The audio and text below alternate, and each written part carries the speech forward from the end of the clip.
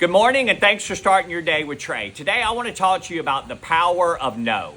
Every yes actually costs you something, so you need to make sure it's worth the price. And we love to say yes. Yes to opportunities, yes to people, yes to everything. But every yes actually spends your time, your energy, and your focus. So learning to say no was one of the hardest but most freeing lessons of my life, because every time you say no to distractions, you're actually saying yes to your purpose. So here's my challenge for you. What's one thing you've been saying yes to that's actually keeping you from your best work? Start practicing a stronger no, because your focus deserves the protection.